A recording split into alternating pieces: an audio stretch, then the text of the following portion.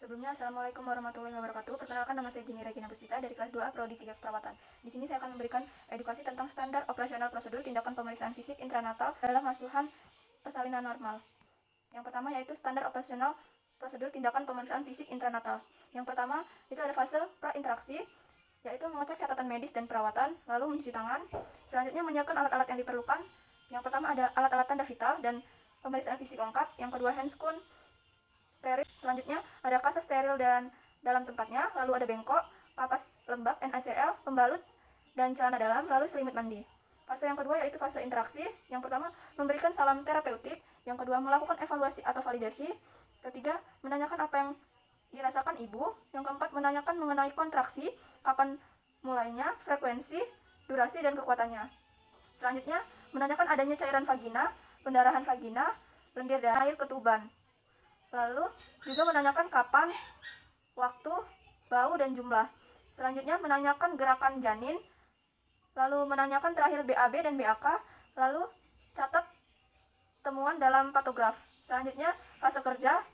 Yang pertama yaitu mempersiapkan dan meletakkan alat di dekat klien, lalu mencuci tangan, melakukan pemeriksaan tanda-tanda vital, lalu memeriksa status generalis sesuai dengan keluhan yang ada.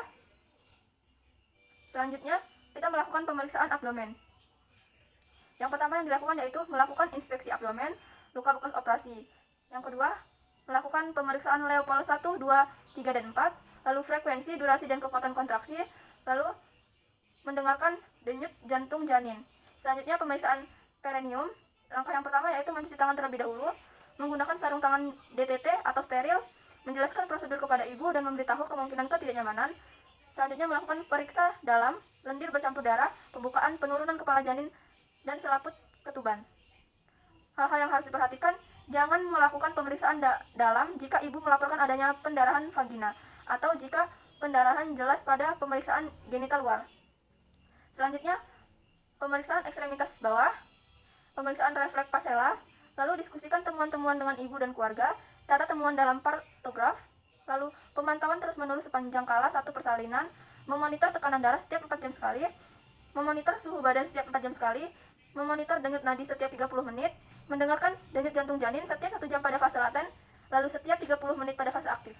Selanjutnya palpasi kontraksi uterus setiap 1 jam fase laten, setiap 30 menit fase aktif. Lalu memonitor perubahan serviks setiap 4 jam fase laten, setiap 2-4 jam fase aktif. Selanjutnya memonitor urin setiap 2 jam, memonitor cairan yang masuk ataupun yang diminum. Langkah yang terakhir yaitu fase terminasi. Yang pertama mengevaluasi pasien setelah pemeriksaan fisik, memberikan reinforcement positif, lalu melakukan kontrak untuk tindakan selanjutnya. Yang terakhir mendokumentasikan hasil pemeriksaan fisik.